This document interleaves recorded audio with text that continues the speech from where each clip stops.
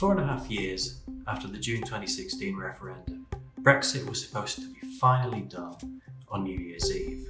The UK out of the EU and finally out of its single market, with a new trade arrangement to enter into force on the 1st of January.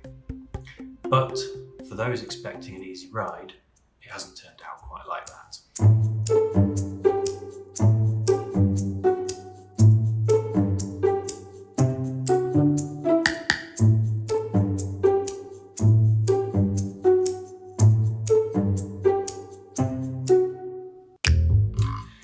UK Cabinet Office Minister Michael Gove predicted that there would be bumpy moments, and he wasn't wrong. The early months of 2021 have been a steep learning curve for many businesses. The reality on the ground tells a story of red tape, confusing paperwork, and additional costs on all sides. Businesses and consumers have complained about the fact that when taking delivery of products bought from the EU and vice versa, they have to pay hefty additional customs fees to the delivery company. The haulage industry, meanwhile, always likely to be bearing the brunt of the new changes, has reported drops in exports of up to 2/3, and of large numbers of vehicles carrying goods being turned away for carrying the wrong paperwork. The UK government, however, insists that trade flows have not been significantly disrupted. The UK fishing industry, which had been touted as one of the big winners from Brexit both during and then after the referendum campaign, has actually reported losing £1 million per day as fish rot on dockyards because of delays over paperwork. Musicians, meanwhile, find that they can't tour certain European countries because the trade deal with the EU does not include mutual recognition of qualifications.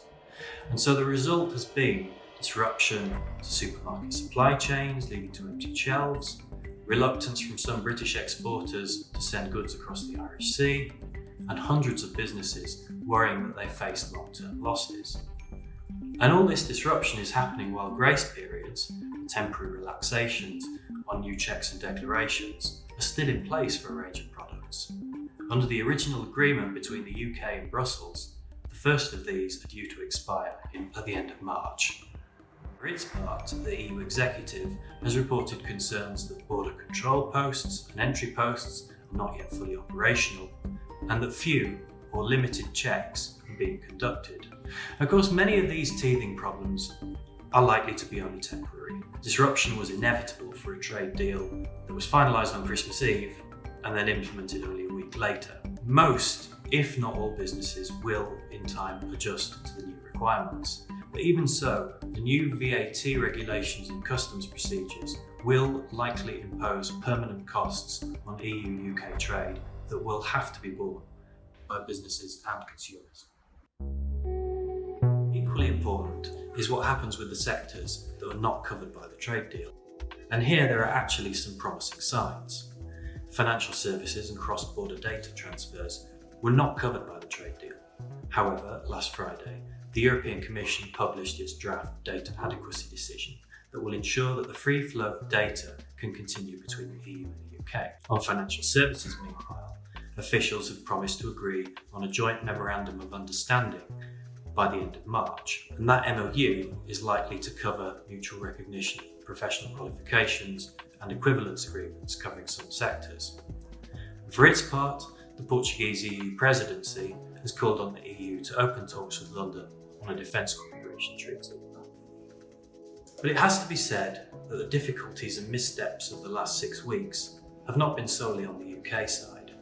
The European Commission's short-lived move to invoke Article 16 of the Northern Ireland Protocol to impose border controls on deliveries of the COVID-19 vaccine to the UK was a major political blunder. Having spent the negotiations on the withdrawal agreement, insisting that the protocol was needed to avoid a hard border between Northern Ireland and the Republic, the Commission's invocation of Article 16 would have created precisely that.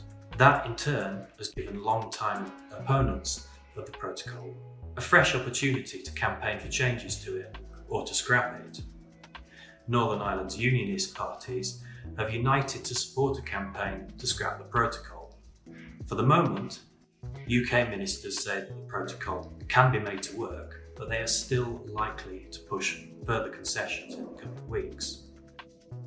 In terms of political relations between the two sides, David Frost, Boris Johnson's combative negotiator on the trade deal, has now been appointed as a senior cabinet minister tasked with all things related to EU-UK ties.